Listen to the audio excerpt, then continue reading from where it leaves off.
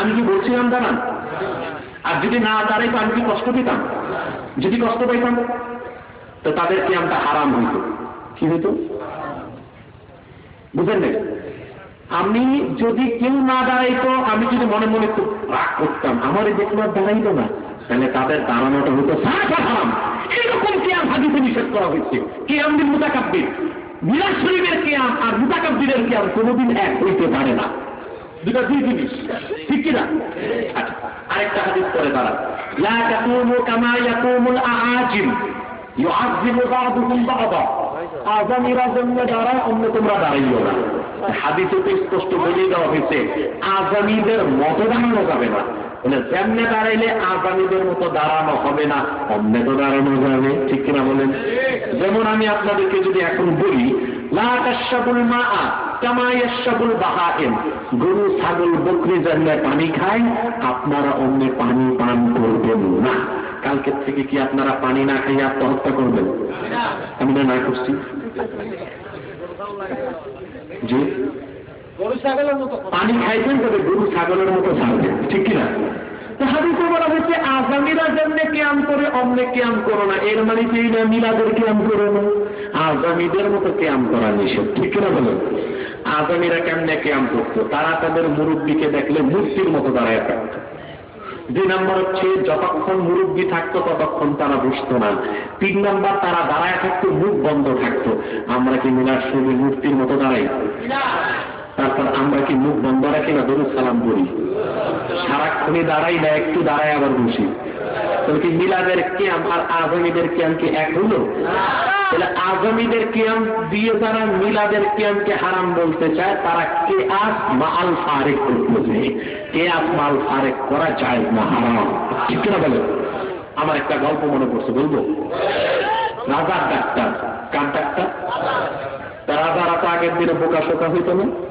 রাজা নিজেও যে ডাক্তার দিয়ে চিকিৎসা নিত, নিজের হাতিরও ওই ডাক্তার দিয়ে চিকিৎসা করাইত। একদিন ডাক আসছে রাজবাড়ি থেকে, স্যার জলদি আসেন। কি হয়েছে? রাজবাড়ি যেতে হবে। কোথায়? চলে কন রাজবাড়ি যেতে হবে। কাজকে কে অসুস্থ, রাজা না হাতি? না, রাজা সুস্থ আছে, হাতিও সুস্থ।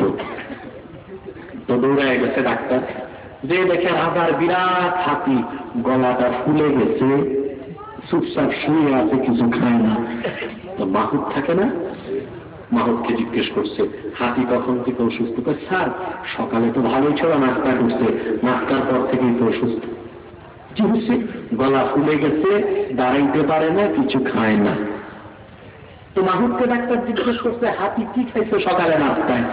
স্যার বেশি কিছু খায় নাই, 10টা তরমুজ আর 10টা কলা গাছ, 6টা তরমুজ। তো ডাক্তার বুঝে গেছে একটা তরমুজ আটকা পড়ছে গলায়, এজন্য বেহুশ হয়ে গেছে, কিছু খায় না।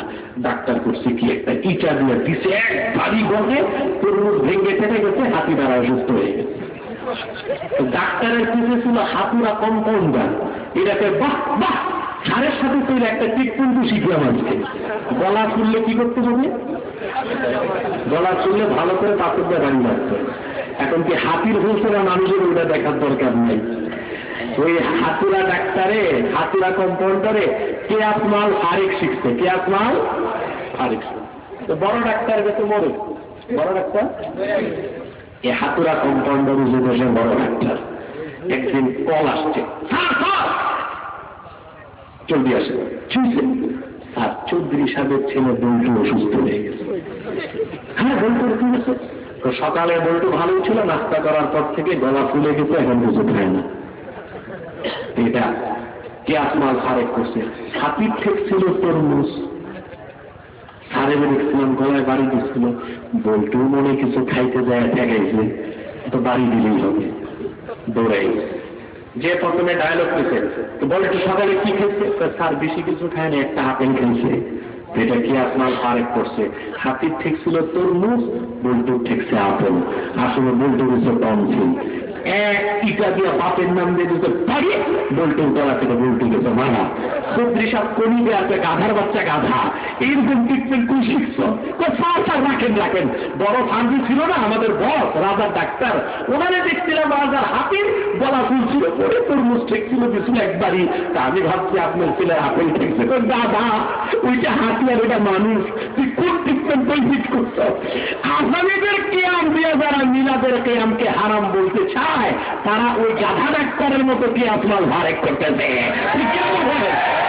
সাবধান সাবধান, দলিল বুঝে শুনে ফিট করতে হবে, দলিল বুঝে শুনে ফিট করতে হবে, ঠিক কিনা বলেন? অতএব আর বাড়াবাড়ি নয়, আসুন একটু দরুদ সালাম করি। সাল্লাল্লাহু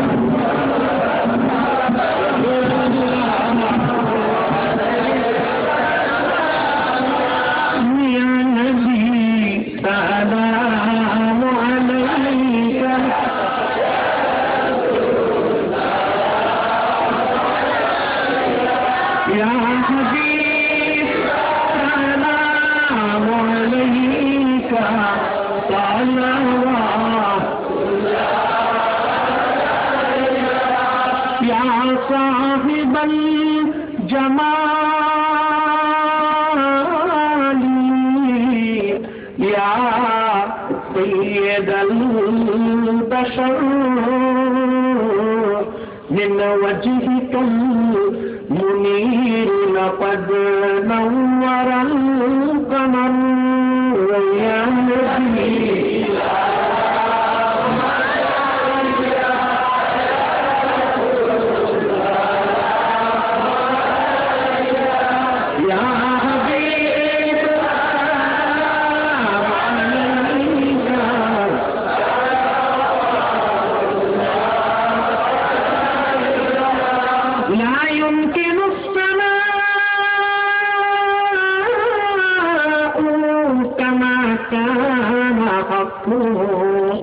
بعد از خدا بزرگ آپ ہی قصہ مختصر یا نبی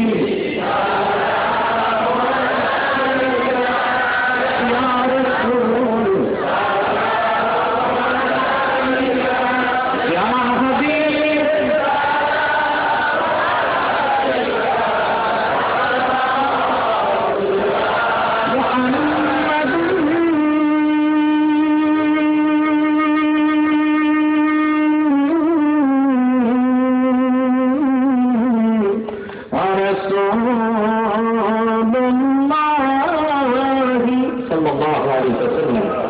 ختم الله بالنبوة وحكم أن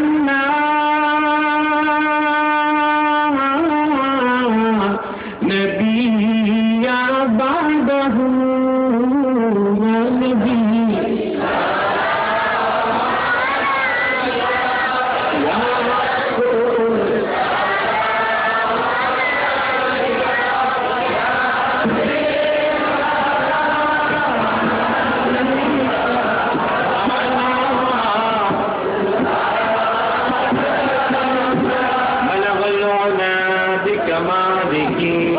شاقت تجا بجماله حسنت جميع خصاله صلوا عليه وآله বন্ধুরা আমার অনেক কথা হয়েছে, আমার জন্য দোয়া করবেন, আল্লাহ পাক যেন সুস্থ করে দেন। এই একটি মাস খুব অসুস্থতায় কাটাচ্ছি আমি, অনেক প্রোগ্রামে ক্যান্সেল হয়ে যাচ্ছে। আল্লাহ পাক যেন সকল প্রকার দূর আরোগ্য জটিল কঠিন বেধি থেকে আমাকে রক্ষা করে। এবং বাংলাদেশে অনেক শত্রু এবং দুশ্মন বিভিন্ন ভাবে দুশ্মনী করে যাচ্ছে, আল্লাহ পাক যেন দুশ্মনদেরকে খাসাস করে দেন। বন্ধুরা আমার, মাহফিল ইন্তেজামিয়া কমিটির প্রচুর টাকা খরচ হয়েছে, এখানে কোনো কানেকশন নাই। আমি 2 মিনিট সময় ছাড়ছি, একটু রুমাল নিয়ে যাচ্ছে, আপনারা প্রত্যেকে দিল থেকে দান করবেন, পারবেন ইনশাআল্লাহ। পাশাপাশি আরেকটা খোঁজ খবর, আমার সঙ্গে আজকে সফরসঙ্গী হিসেবে এসেছেন আমার দাদা মরহুমের খলিফা এবং ওনার অধিকাংশ কিতাবের তর্জমাকারী তৈয়বিয়া মোহাম্মদপুর কামেল মাদ্রাসার সাবেক মুহাদ্দিস আল্লামা মাওলানা শেখুল হাদিস আনোয়ারুল্লাহ বাতিনি সাহেব। সময় কম, রাত বেশি, 2-1 মিনিট তিনি কিছু নসিহত করবেন, তারপর মুনাজাত হয়ে যাবে ইনশাআল্লাহ।